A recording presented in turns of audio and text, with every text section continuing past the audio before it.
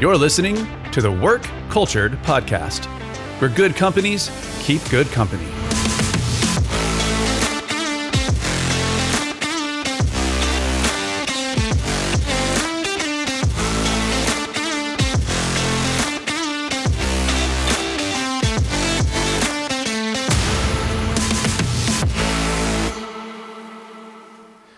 Well, hey, welcome to the Work Cultured Podcast. Today we have Meg Poag, the CEO of Mission Squared. You've been the CEO for 16 years. I believe you started it, yeah?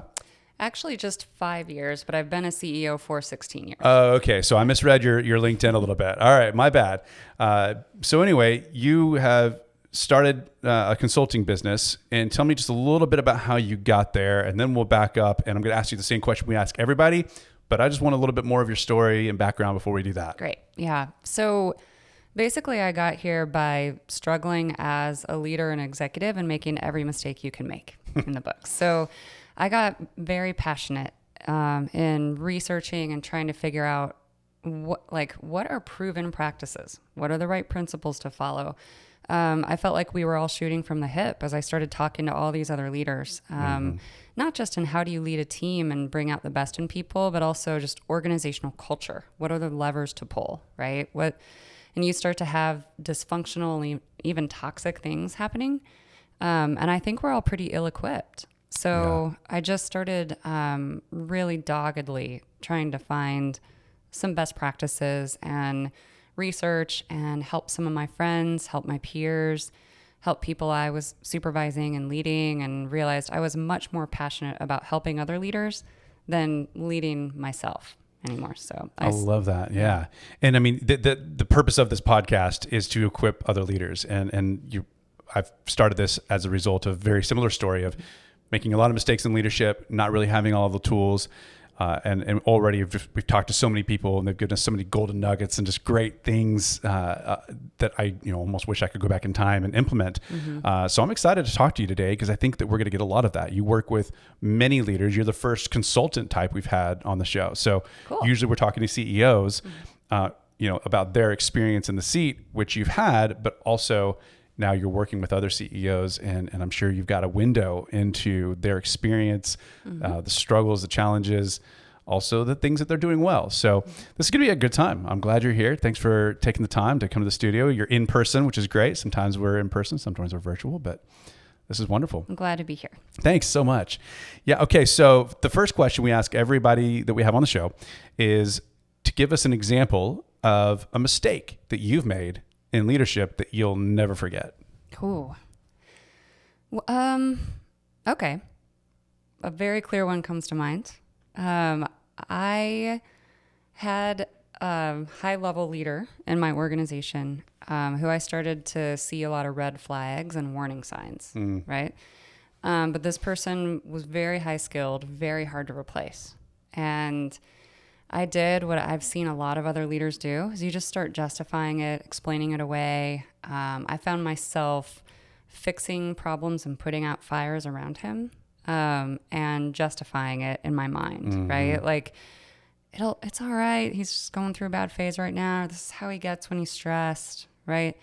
And then I just started watching how he was affecting other people, like kind of intentionally, right? It started to move from him being dysfunctional and very negative to him actually starting to seed mistrust and negativity. And so by the time I confronted it, it was too late. Like, I started uncovering. It's like as soon as you uncover and you confront and you decide to face it head on, it's like shining a light on it. And then all the stuff starts coming up about what was really going on that no one tells you when you're the CEO. Right? Yeah. That's one of the big issues. And I've been there as well with somebody that, especially in sales, that's just outperforming everybody by a margin. You're like, well, I can't get rid of this guy. Like, how can I replace 8 million a year, in new revenue, even though he's toxic?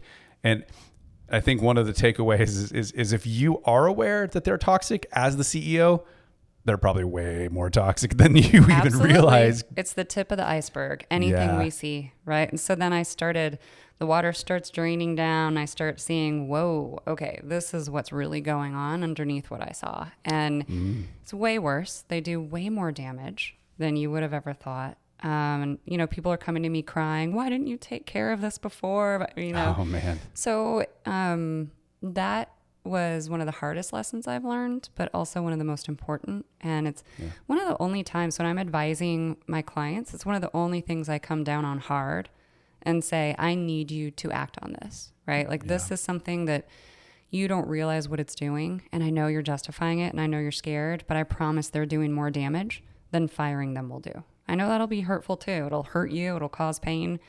Guarantee they're making more problems for you. Do you think that having the personal story of you taking too long to act on that and the consequences, do you think that helps them make those moves? I try to be really authentic and vulnerable when I'm working with other leaders and have them learn from my mistakes. So I tell my stories honestly. And I think we all learn through stories. Yep. And so to be able to share something in grave detail and help them relate to it, I hope that they can avoid some of the mistakes I made. That's one of my driving passions in doing this work. Yeah. Do they share their mistakes with you vulnerably? Oh, they kind of have to. Yeah. True. Yeah. I mean, when I get into a company and start working with them, my job is to dig in there and turn all the stones over, right? And uncover all the uncomfortable truths, I call them, the hidden dynamics that are happening, and then I help them to own it. And so, yeah, like it's a lot of vulnerability involved. Yeah. Okay. So on the road to where you are now, tell me about the companies before, what you were doing and how many employees you had and that kind of a thing. And then we'll dive into some of the culture aspects of that. Right. So my first executive role, I think I was 27 or 28. Wow. Far too young. Right. But I had a master's degree in organizational leadership. Yeah. I was all set. I actually started as an executive for this very small nonprofit organization. And when I was hired, it was me and a half-time admin assistant who was 8 months pregnant. And we were in a cube in a hallway of another organization, right? So not a lot there.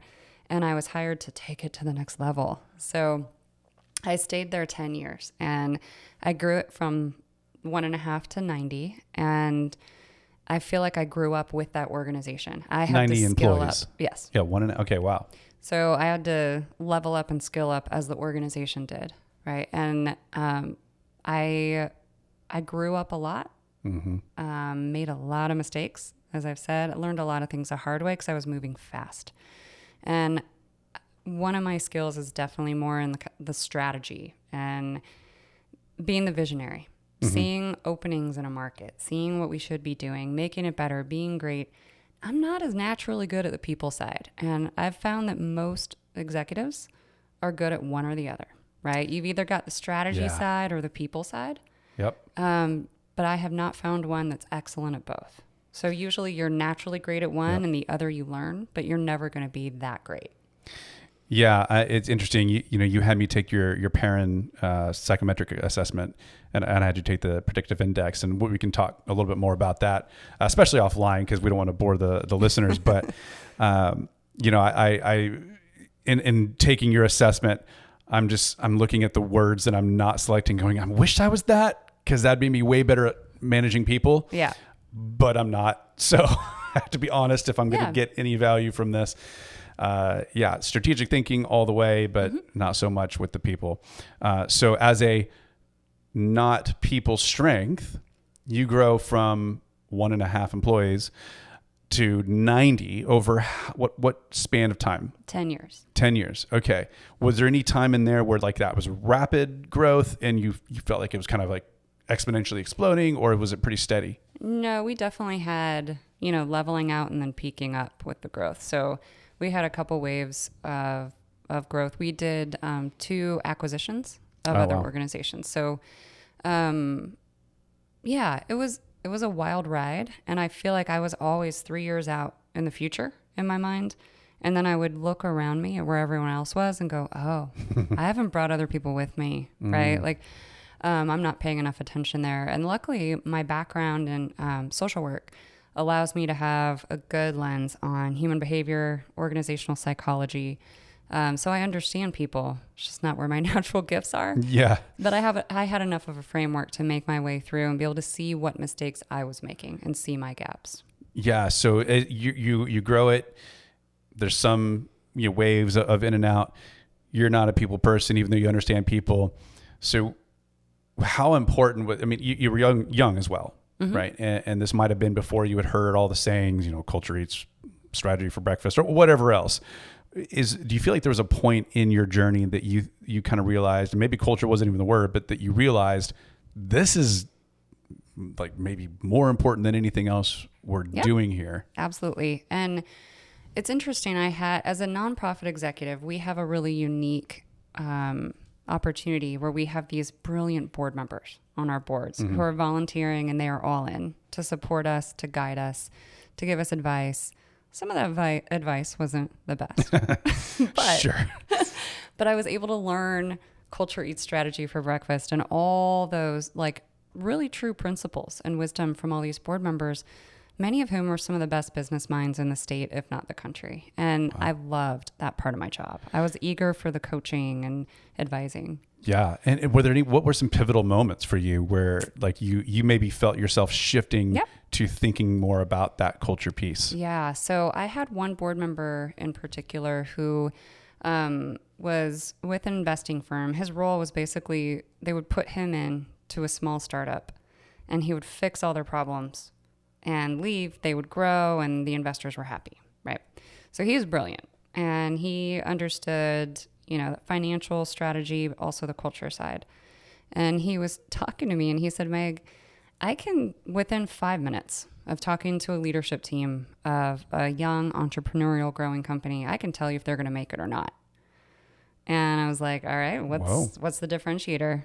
How much are they paying attention to their culture? How seriously do they take it? Wow. Right. And he gave me the book, Lencioni's 5 Dysfunctions of a Team. Yes. I think everyone's read that book now.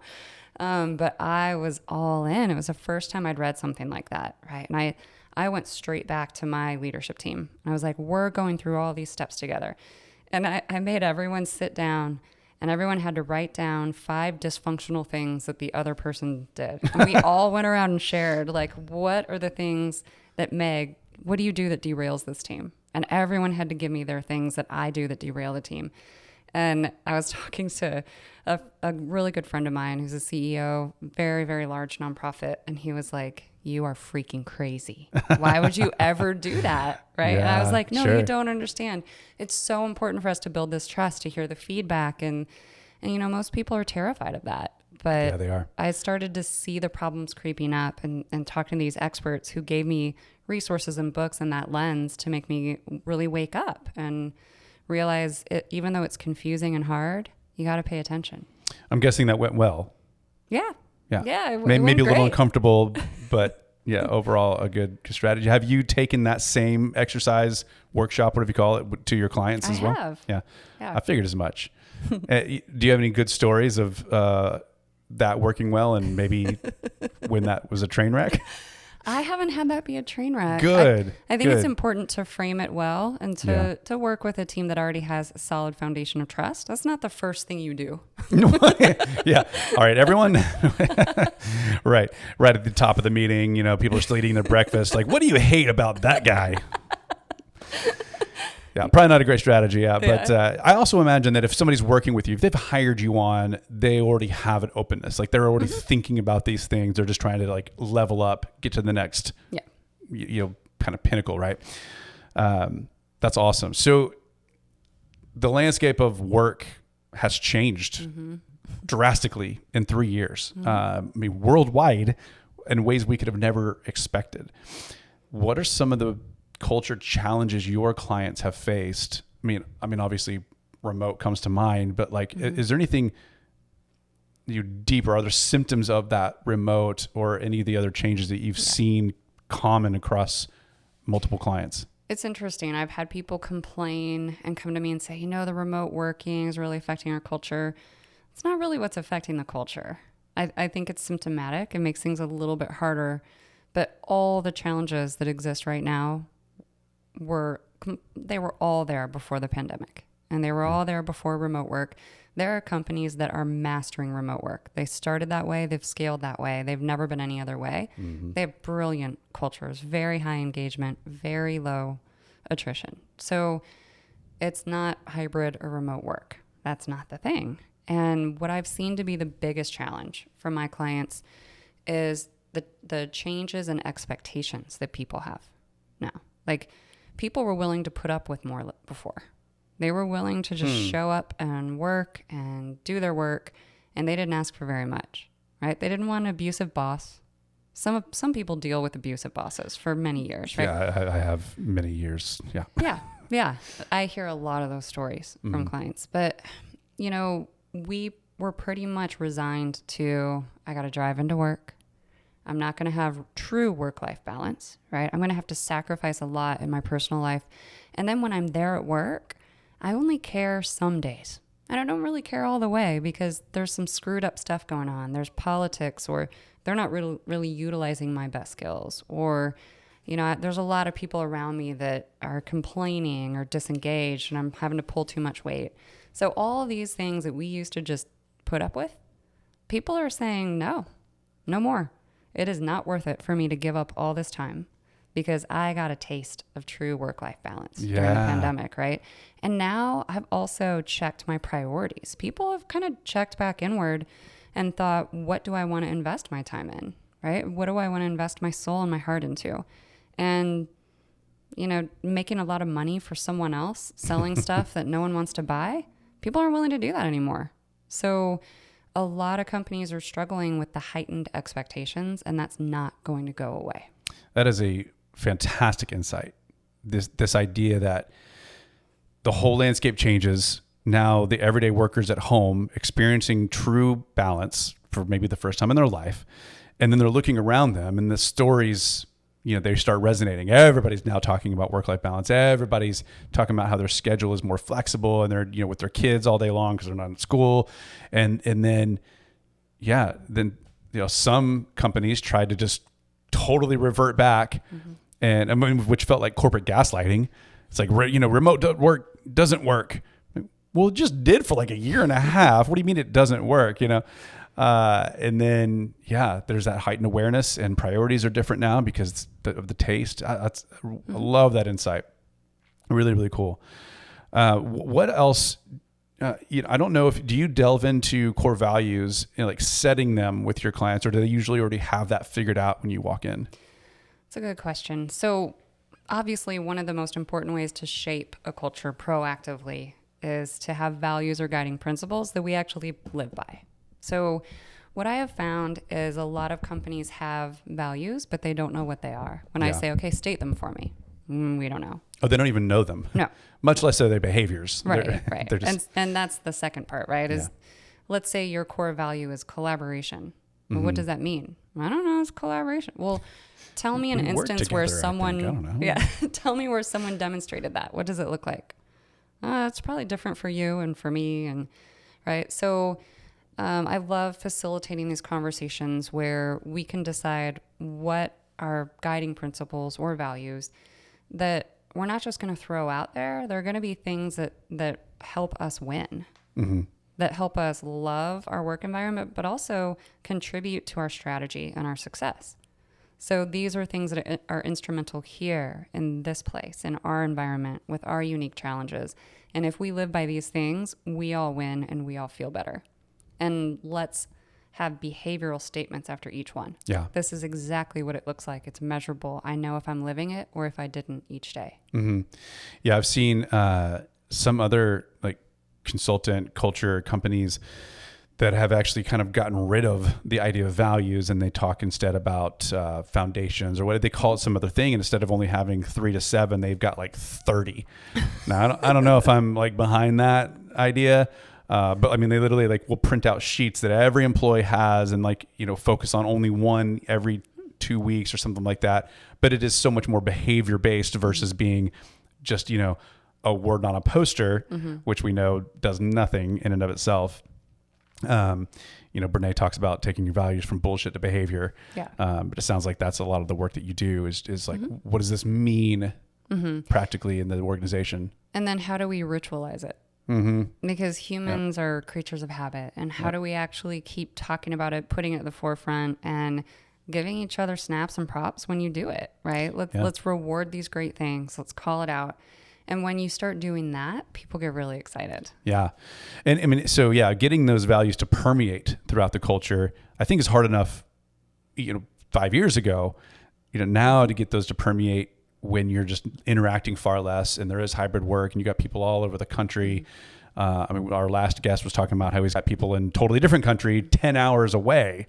Right. So, that's one aspect, right? You reward through values, I think is a big one. So somebody does something well, you don't say, good job on the sale or whatever. I mean, sure, good job on the sale, but you really exhibited XYZ core value, and like having that as part of that constant conversation. What's something else that you see is really effective for that permeation? So a lot of research will tell you that your biggest influencers in your culture are your frontline managers. Okay. That is where we are going to actually drive behavior, and everyone's going to look at the leaders to see what's okay. Not listen to the leaders, but look at the leaders. Yeah. Right? If that guy acts like a jerk and gets to treat people like that, so do all of us. Right? So I do a lot of work with the leadership on their people skills, their awareness, their skill as leaders. And if they are not being values driven, then we have no hope.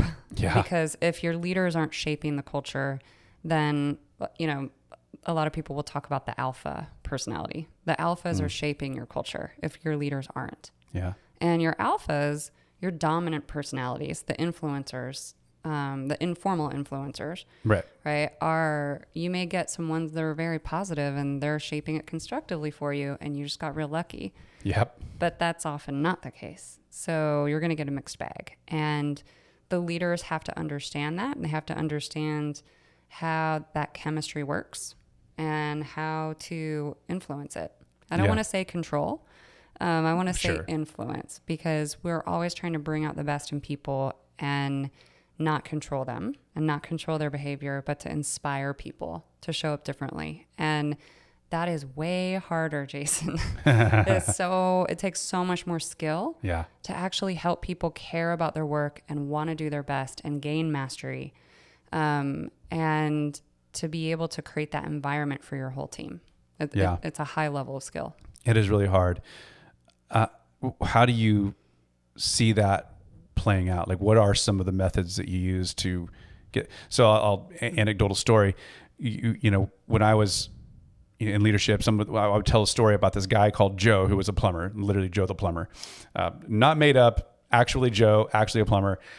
But this guy was like so passionate about plumbing. And I'm like, dude, what's your deal? Like, this wasn't a friend of mine. This is like somebody that was in my house. And I'm like, what's your deal? And he's like, well, you think about it. Think about plumbing. It brings life to people. Like the ancient aquifers, like enabled life to expand away from the water source and like society to thrive. I'm like, dude, you're fixing my toilet, but you're associating that with, and then I said, it made me think like, yeah, I mean, not having this toilet sucks. So but also, I mean, if I didn't have any running water, it's so like, I just loved seeing that passion that this guy had. But like, I was never really sure how to translate that into, the mundane, I mean, especially, like the accounting department or something. So I'm curious what you see as effective strategies for that. Yeah, that's very insightful. One of the first things I do is to help leaders understand how to assess and promote health in 3 areas of their team: the how, the what, and the why. And you're talking about the why. Why do we do what we do? Why does it matter? Why do we do things the way we do them? It's helping people to connect their work to a broader mission and vision, and also to help them see that their work and the quality of their work is very important, and to understand with context, right? Don't just say as a leader, go do it this way. Say, when you do it this way, It enables this to happen, and then that makes the magic. And then you're tapping into their heart. So as leaders, I like to ask them, after we learned about the how, the what, and the why being purpose, and the how being how are we all working together and collaborating and getting along. And then the what is, what do we need to get done? It's the core work, right? It's the accountability. Yeah. It's management, right? Mm-hmm. Like allocating resources, getting the results. So I asked them, how much time over the last month did you spend talking about the what? And they'll say 80% of our conversations as a group, one-on-one, we're talking about what's gotten done, what hasn't got done. Did it get done good enough, right? I'm like, all right, so here's the thing. The how and the why are what are going to engage people or disengage people 90% of the time, not the what. But you're spending all of your time on the what. And today, with the unprecedented changes going on in the labor market and with people's expectations, they expect a lot more in that why category. It's also a generational thing. Yeah, it is. Right? I was about to say. Younger professionals want to show up and feel like they're doing something meaningful. And those of us who are Gen X are like, wait, what? Yeah. I can't just tell you what to do. It's never been at the forefront. Yeah, exactly. Yeah. Well, especially the boomer bosses, right? Where, and no offense, y'all, okay, but there is a mentality of you just hire people and like, so they're going to do the work. That's why I'm paying you. Why would you not do what you're being paid to do? And the millennial generation is much more focused on that purpose and not only just in like the existence of the company, but even on like the core values. Your core values can't just sound good. They actually have to match the values of the people that are working there. Yeah. And that was always fascinating to me, sitting in the CEO seat, like with most of my employees of the 2,000 people were millennials. And, you know, I was like, man, we got to really work hard to make this resonate. Yeah. And it is hard work. And it's hard work that a lot of us weren't taught to do, don't know how to do, and we're uncomfortable doing it. And in reality, millennials don't want anything different than what the rest of us want. Right. They're just clearer. I love it. Like they are making all of us step up and level up. Yeah. Because who wants to go into work and have the soul slowly drained out of your body? Right. That was happening to me, right? I lost track of my heart and my purpose because I didn't prioritize it. And I'll never turn back on that. Now I understand how important it is. And I want every human out there at work to feel like they're doing something important and that they're important. Yeah. I think the folks who don't like the movement of the millennial kind of awareness, mind share that it's taking up of the feelings and the values and stuff. I think the people that don't like that are just uncomfortable with inner reflection, self-awareness, things like that. Because we all do want the same thing. Nobody's been just doing the job and getting the soul sucked out of them and actually enjoyed that. Right. That's never really been part of the thing. Now, they might have done it more willingly because it was just the expectation. It's what you do. It's societal and everything else. But now we have this whole new wave of mind share, and the internet helps, right? Like you didn't know your job sucked, 30 years ago. Now you know what good looks like, and you know what bad looks like, and all it takes, if you have even one bad day and you hit up Indeed to see what else is out there, pretty quickly you're going to see a job listing that you're like, oh man, that's me. And wow, this company's about what? They have what for benefits? Why am I here? Yeah. So, I think it's a higher accountability overall, and I think it's a great thing. And we're also seeing people who are willing to take a lateral move or even less pay or less benefits to work in a company where they feel like they can actually contribute and that the people around them are functional adults. Yeah. Right? They're not undermining each other. They're not pissing each other off. They're not slowing each other down. They're like, hey, this is a group of people who, when I work with them, I want to be better. I want to support them. I feel supported. I feel like they care. And that has become more of a priority. And I think that's beautiful. I'm very glad about the changes that are happening. Are we all going to pay more for our French fries? Yeah. Sure. Right? Like people are getting paid more of what they're worth. And we have to slow down and take care of our people and invest in them more than we used to. But I am happy to pay more for my French fries to have more people feel alive at work. I agree with you 100%. Makes me want to dive into the whole wealth disparity and all that 1%. Yeah. But we're not going to do that. That's not what this is about.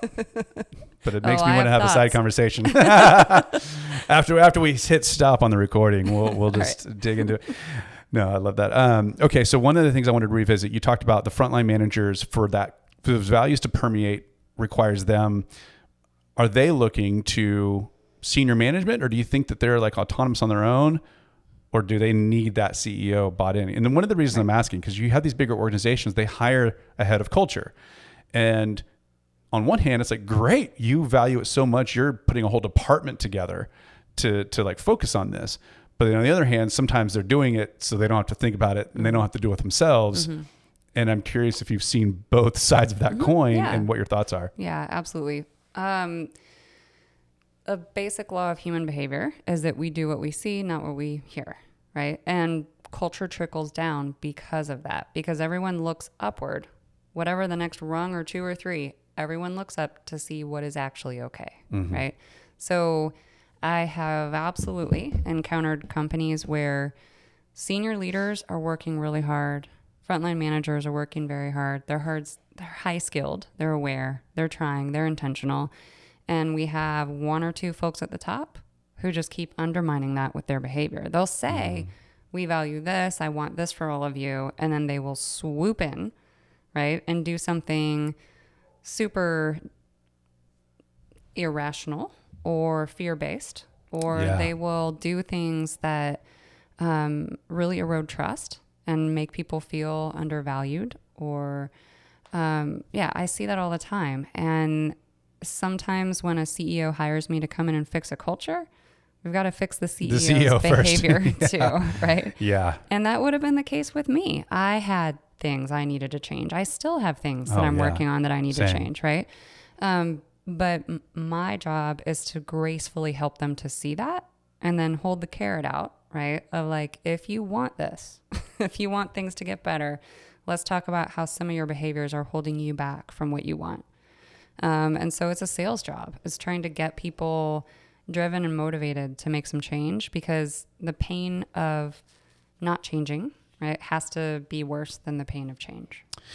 I love that. The pain of not changing has to be worse than the pain of changing. Yeah, that's good stuff, especially for the CEO who might be listening and thinking about this kind of thing. And again, just another anecdotal story. I at my last company, the founder mostly gave me the reins, right? Kind of checked out, but every once in a while, we had a bad P&L week or month, would come back in and just that fear-based, just super toxic. And so bypassing me completely. I mean, I would beg this guy, like, just let me be your filter, right?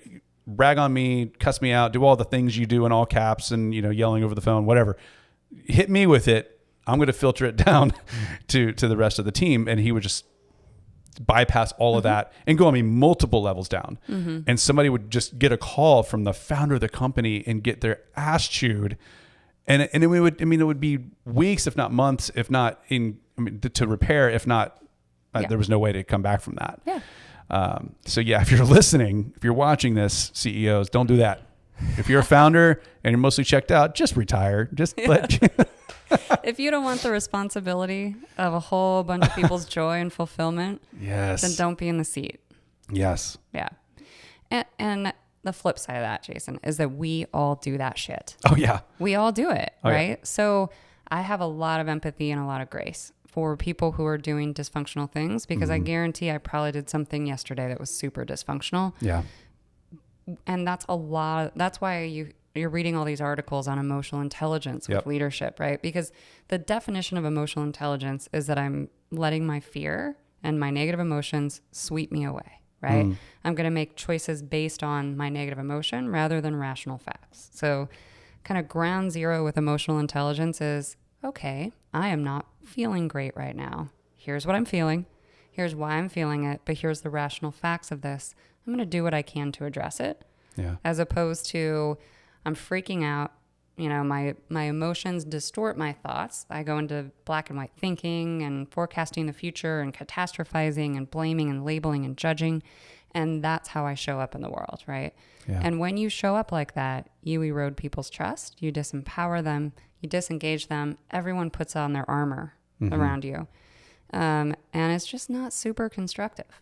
Yeah. I mean, it's super deconstructive or whatever destructive. Yeah. And, the good news is that, EQ, emotional intelligence, isn't like IQ. It's not that you're born with it and you just, you can learn it. Empathy is a skill with steps that you can follow, and which was really good news for me, because I screw up, like you said. I probably did something stupid earlier today. Not even yesterday. And I just remember it was the emotional intelligence that I realized I lacked more than pretty much any other aspect. We had at a company about 150 to 200 employees, just using this archaic old version of it was like a old dusty server for Exchange, for email. I'm like, we got to move over to G Suite, obviously, right? Like, so we're going to move over to Google. Everything's going to be on the cloud. We're going to have all these other tools and everything like that. Great, let's do it. And never even thought twice that sort of disruption to people's day people would feel some way about it. Like, to me, it was just 100% logical. Like, it's way better tool. It's actually even going to save us money. Duh. But man, did people feel a way about that. Yeah. And at first I was just shocked. And my, gut reaction was like, you idiots, and then like it hit me like a ton of bricks. Like, oh wait, no, I am the one who fucked up here by not considering how people are going to feel. Like, change is hard. And it's something as silly as email to me, but it's something as big as their entire workflow and everything they're used to. And also there's this new young kid who's, making all these changes in our, technology stack. And I think you're hitting on this huge fundamental myth and fallacy about professionalism, because I think some of us used to equate professionalism with lack of emotion. And in reality, we are showing up to work as humans, which means there's emotion there. And if we try and say, oh, just do your job, be professional, just grow up, be professional, don't have feelings, your feelings are annoying to me, right? Then we're dehumanizing people. Because I actually did some research to figure out, can I stop having emotions? When I started learning about emotional intelligence, I'm like, okay, if emotions are the problem, how can I not have them? So that's not really possible. No, it's not. Shortcut. You don't need to do that research. And positive emotions are great, right? But you got to have both. And negative emotions to me are just like a little flag, like, hey, pay attention. This is something you don't like. You might be a little threatened here, right? So just pay attention. Don't let it sweep you away. Don't act based on that fear. And when we as leaders want everyone to not have emotions because it's inconvenient, we're dehumanizing them. We're not looking at reality, right? But I also think it's a generational thing.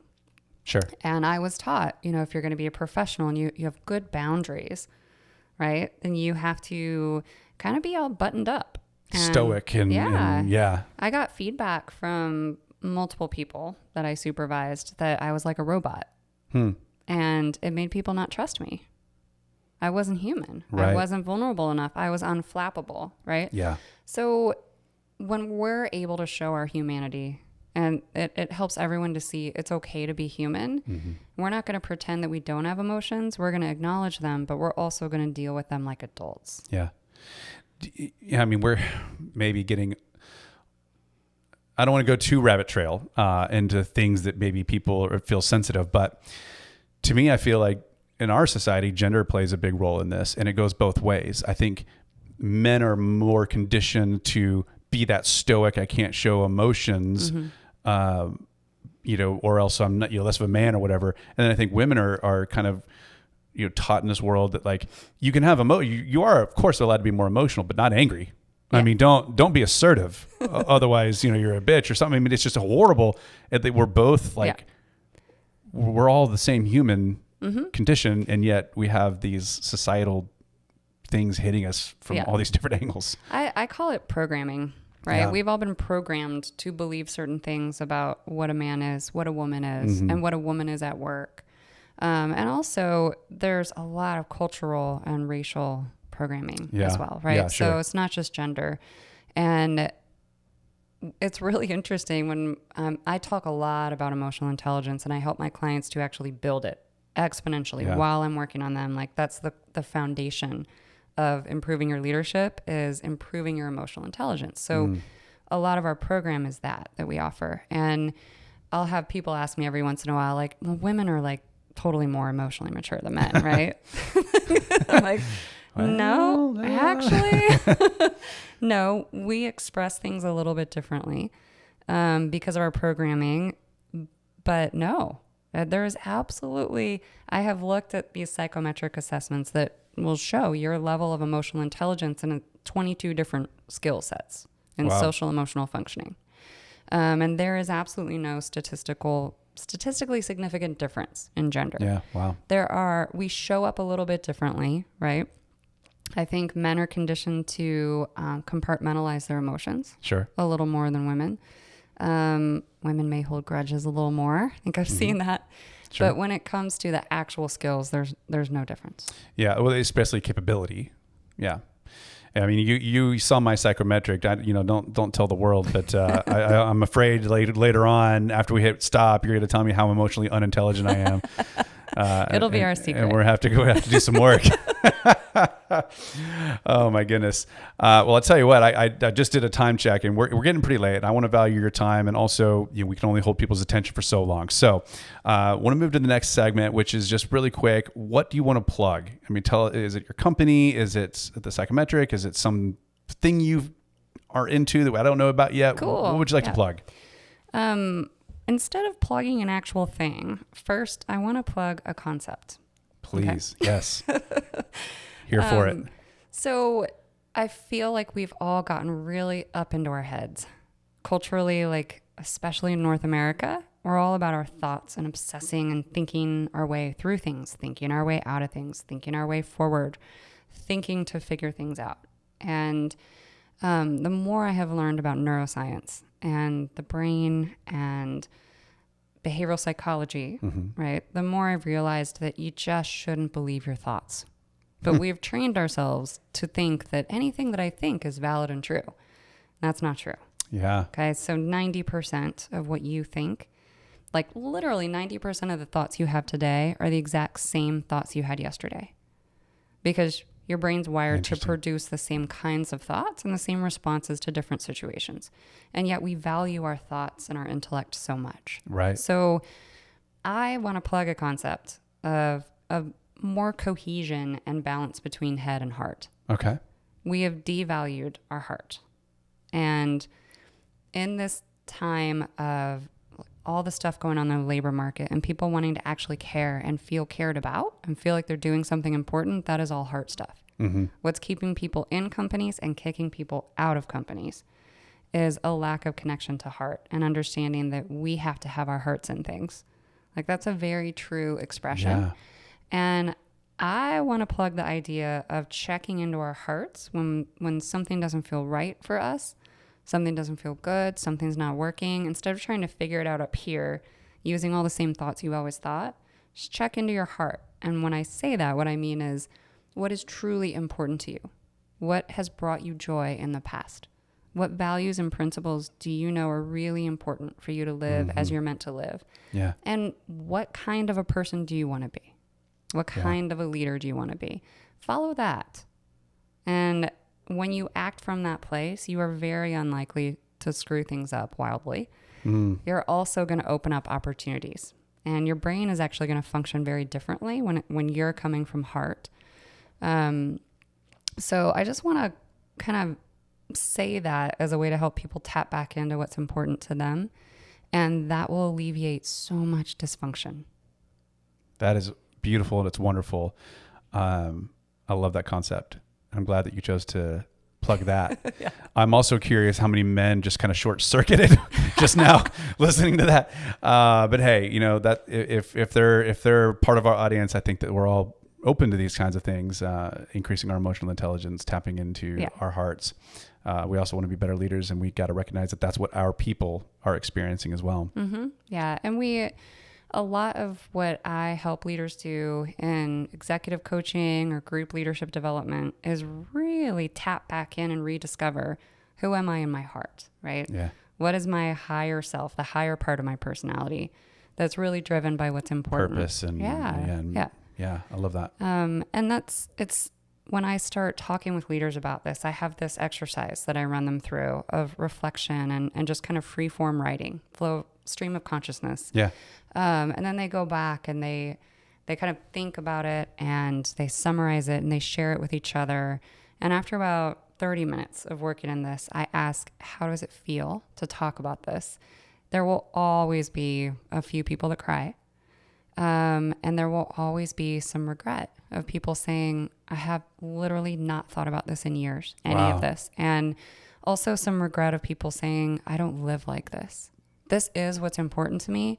And I'm really sad and frustrated with myself that I don't think anyone who works with me would know these things about me because I'm not showing up this way. Wow. That is fascinating. Thank you so much for all that. This has all been just wonderful conversation, amazing insights. We end off with a little quick fire, which I'm just now realizing when we're in person, I use my phone as my second camera angle. And so I don't have it in front of me. So I'm going to, so it's a quick fire. There's like 5 this or that's, and I'll say, 2 things. You just have to like quick fire, tell me what they are. But Daniel our producer may have to cue me here, but I'm just going to go off of memory and see if I can come up with some. So iOS or Android? Oh, iOS. Okay. Morning person or night owl? Naturally night owl, living as a morning person. Okay. You want to watch a movie in the theater, or do you want to wait till it's you can watch it on your couch? Depends on the type of movie. Am I allowed to say that? Sure. Yeah. I mean, no, that was you fail.